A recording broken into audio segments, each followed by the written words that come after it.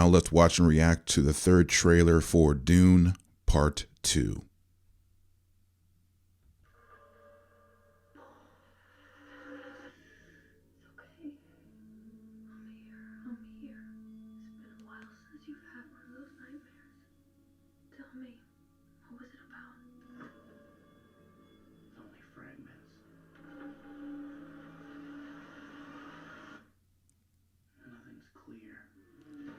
This already looks better than Dune Part 1.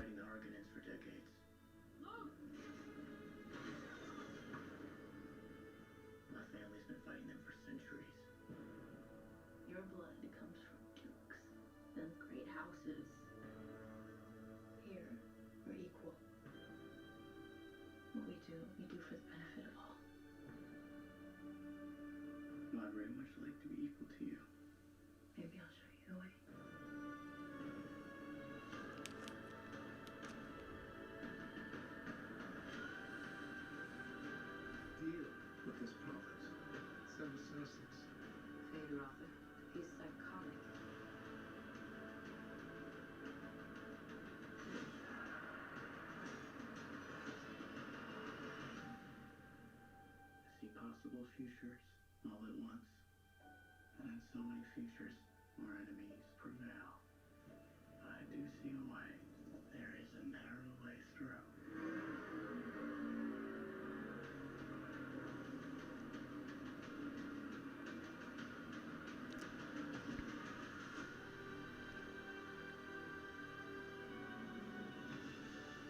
My allegiance is to you. Do you believe me? This is a form of power that our world has not yet seen.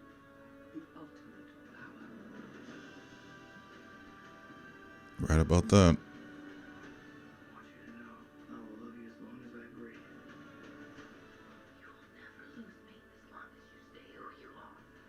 Consider what you're about to do before Atreides.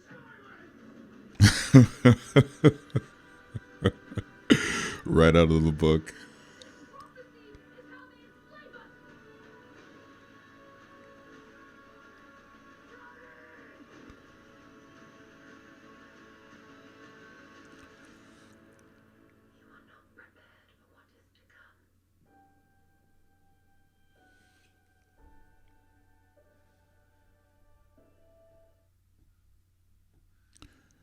So that was the first, or I should say the third trailer for Dune Part 2.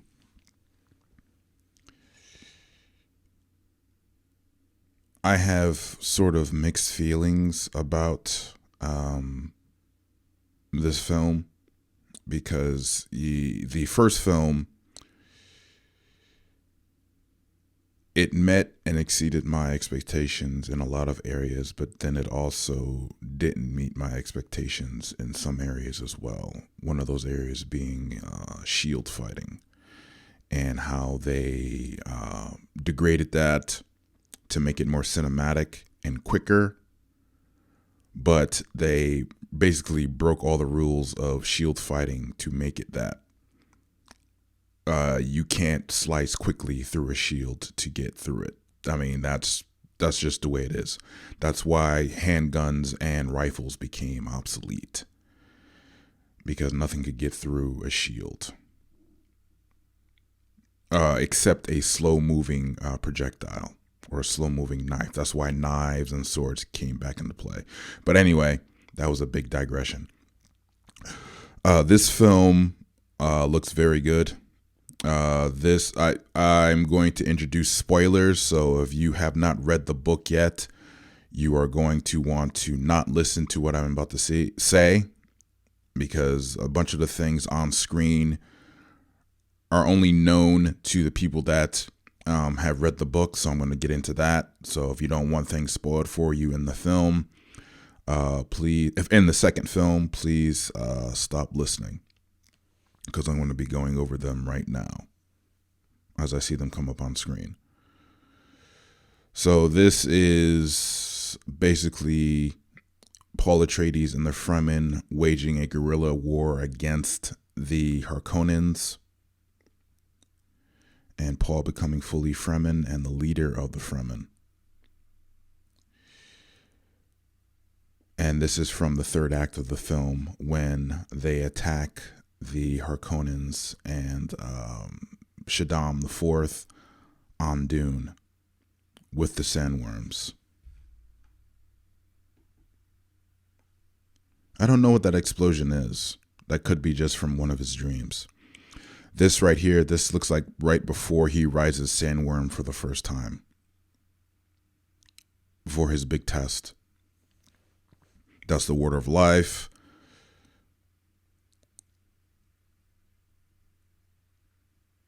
And that looks like his father's grave.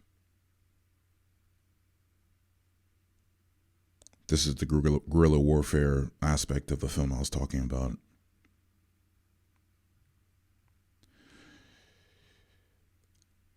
That's Paul's mom.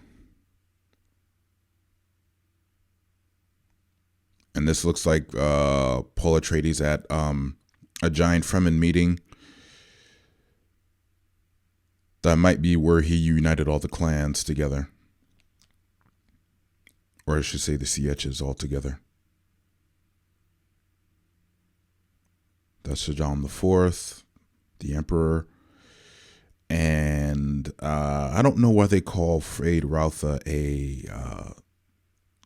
a psycho. Because there are a lot of killers in Dune whose profession that is, and they also do not have any compunction to killing or have some type of like afterthought the way a normal person would. So I'm looking forward to seeing why they call Fade a killer. And I did see him. It looks like he picks up a knife and just randomly kills one of his servants. So perhaps let me go back to that.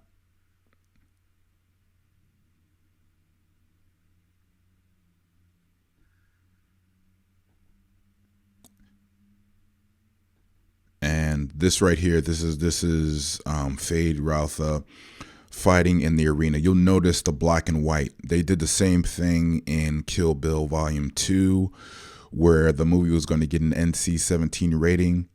And because of all the bloodshed when she kills the crazy 88. So they had to, Tarantino came up with, okay, I'll make the scene in black and white so that you don't actually see the color red. The bloodshed. The bloodshed goes from being red and visceral to being black. And they were able to get the R rating because of that. This movie right here, Dune Part 2, they want a PG-13 rating. So, but they also want to show the killing in the arena. This is Fade Rautha fighting in an arena. In the book, he fights with a shield, with a half shield, and his opponents are drugged. So that they're not fighting like a regular fighter would. They're fighting half scared, but also wanting to attack at the same time. So they're not thinking straight. In this version, it looks like he does not have a half shield. It looks like he has on some type of chest armor, no shield, and it looks like he's fighting multiple opponents instead of just one, which is what he did in the book. And it looks like he's fighting them, as I said before, with no shield, so that these people actually have a chance to kill him. But I'm guessing that these people, his opponents in the arena that he's fighting on Harko, that they do not have his training, his hand-to-hand combat training. So yes, he's fighting them in the arena. Yes, he's fighting them without a shield, or half shield, I should say. But they still might be drugged, and B, they don't have his training, so that they're little competition to him, which might be why he's fighting multiple opponents in the arena. Because if he was fighting one untrained opponent in the arena, and he just kills him, then this whole display, this whole celebration would be over quickly. So he's fighting multiple opponents in the arena so that it goes on longer, so that the show goes on longer. I'm guessing that's what's happening with the multiple opponents in the arena, because he wants to show his skill at killing, and they don't just want it to end quickly.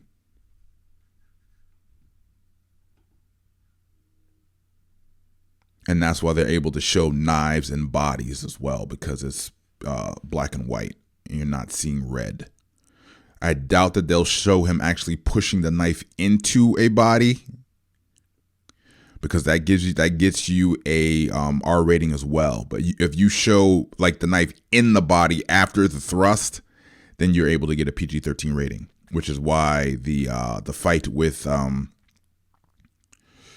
Duncan Idaho, when he's pulling the knife out of himself, that was allowed because you didn't actually see the knife getting pushed into him. You saw him pulling it out. And Irulan's gonna play a big role in the film as well.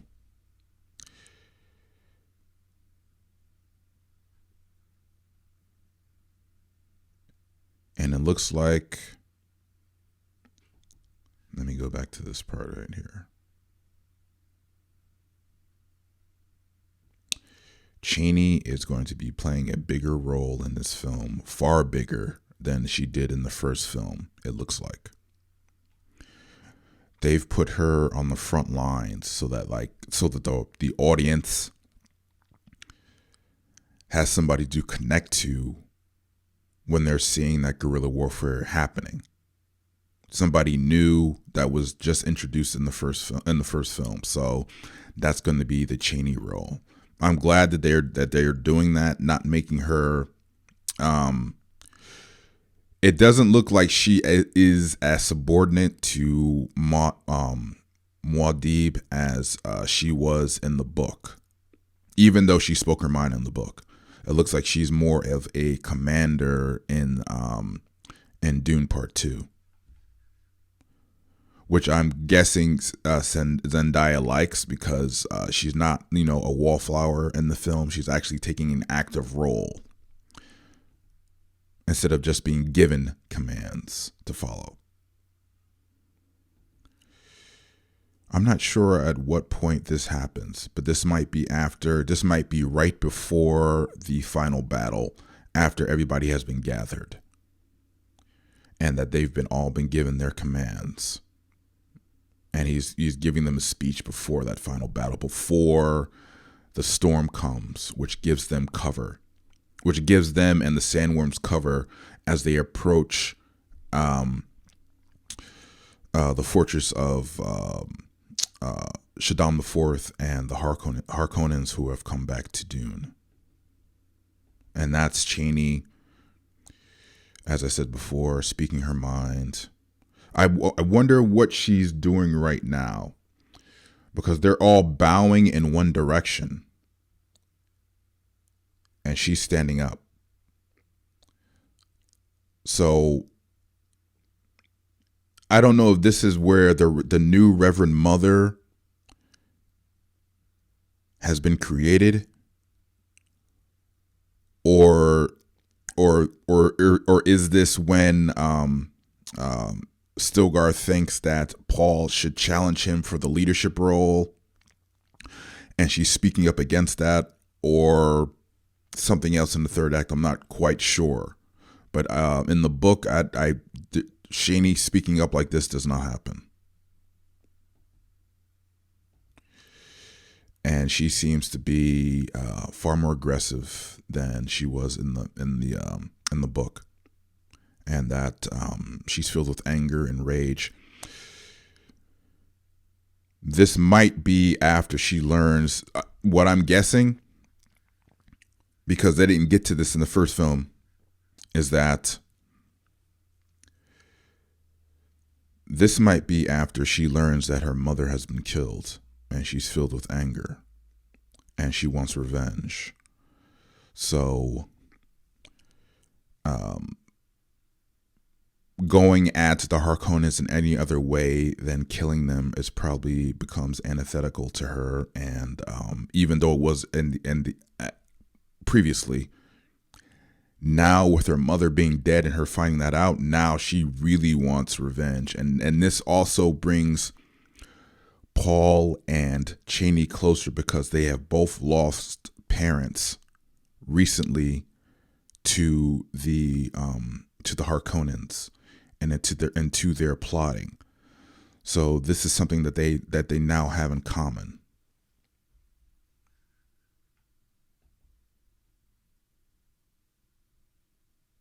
And that this right here. Let me go back. So I'm guessing this is from the second trailer where Paul does his first ride on a worm or maker.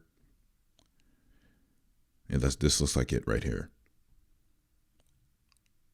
And this is from the third act of the film when the storm has hit Dune, has hit, I should say, this region of Dune, and they're using that as cover to attack Shaddam the Fourth's encampment. This is where the Atreides previously were living. This is the shield wall, or somewhere near the shield wall, and they're using the storm to cover their advance on Wormback. And you can see the worms. If you look at, you see at the top, you see five objects within the dust. Those are the worms, and they're using the storm as cover to approach. And it's very clever, and it's going to be very cinematic when you see this on screen and when this comes out in theaters. This is going to be one of those epic scenes that makes the film. It's one of those set pieces that screenwriters love, and if it's handled right, the audience will love it as well. And this is it right here. This is, I believe this is the Sardaukar. These are the Sardaukar. I don't know if they're running towards the worms and the Fremen or running away. It looks like they're running away because you see the ornithopters in the air going in the opposite direction. So it looks like the Sardaukar are running away and the ornithopters are running towards the Fremen. Let me go back. Yeah, that's what looks like is happening. You see the sandworms going towards the Sardaukar, and then their ornithopters are attacking or trying to attack the Fremen on the worms, and so on and so forth. And let me just go back to the beginning. Actually, yeah, let me go back to the beginning. There's one more part that I wanted to bring up. So I think this is a very good trailer for this film, and you get to see a lot of the action.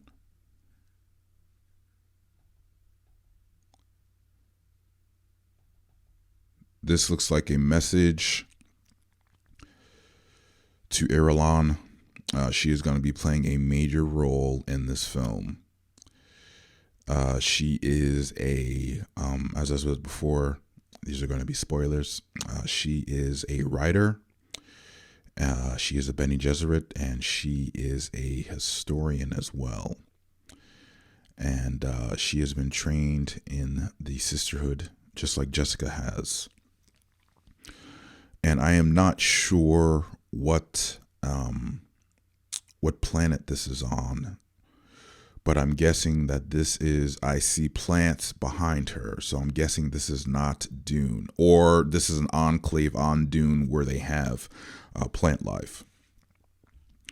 And it looks like she's got a message cylinder in her hand, and she's just read a message that she is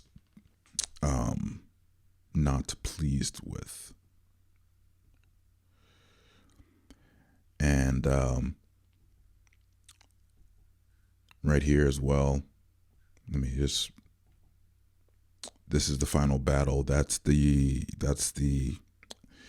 metal encampment of Shaddam IV after he's landed on Dune. This is the Fremen running towards the Sardaukar, and the Sardaukar running towards the Fremen. And you can see that giant metal structure in the background. That's Shaddam IV's right there. And see those objects in front of it. Those are his ships that landed with him when he came down to Dune to settle the matter that has been occurring, because the Harkonnens have not. And Shaddam IV is displeased, so he comes to Dune himself to settle the matter. And I am not sure how, in the book, before the attack, they shoot all of the ships to stop them from being able to leave Dune. They shoot the noses off of all the ships, so that Shaddam IV and all the houses, minor and major, that have landed, it's just our Harkonnens and Shaddam IV, though, that have landed, can't leave. And then they attack. And they capture them. In the movie, I don't know how they're going to stop the ships from leaving when the attack is initiated, because they're shooting the nose off the cones of the ship. That's not going to work with these types of ships. In the book, the ships are different than the ones presented in Dune Part 1. So shooting the nose off the ships is not going to work. So they're going to have to find a way to disable the ships in a different way. Because if your encampment is being overrun and you're being attacked by a force that's winning, staying there and being captured is idiotic. You would just leave into space. So why they stay has to be answered in the film. It was answered in the book, and it's going to have to be answered in the film as well. So I'm looking forward to how they solve that problem. And I think I've talked about all of the major incidents in this trailer. So I'm going to end this trailer reaction right here. And I would love to hear what you thought about it. That's Lady Jessica. She's now the new Reverend Mother. And this is her garb. It looks like they tattoo her face, which is, that does not happen in the book. But I am surprised that a lady and a former Duke's lady would let her face be tattooed like that. But this is one of the ways that her and her son safeguard their lives with the Fremen in the desert by she assumes the role of the Reverend Mother, and Paul assumes the role of this Messiah that they have prophesized. And by assuming these roles, they safeguard themselves. But neither of them actually believes all of this, because all of this is new to them. But they want to live, so they initially do that, and then they eventually come to believe in the prophecy, just like not believe in the prophecy. It starts coming true, and Paul is able to see the future. He's able to see all the possible outcomes, and there are dark outcomes, and then there are other outcomes, and he tries to choose the one that is the least bleak. But even that path is dark as well, and he comes to see that. Anyway, so that's my reaction to the Dune Part 2, the third trailer, and I would love to hear your thoughts on it.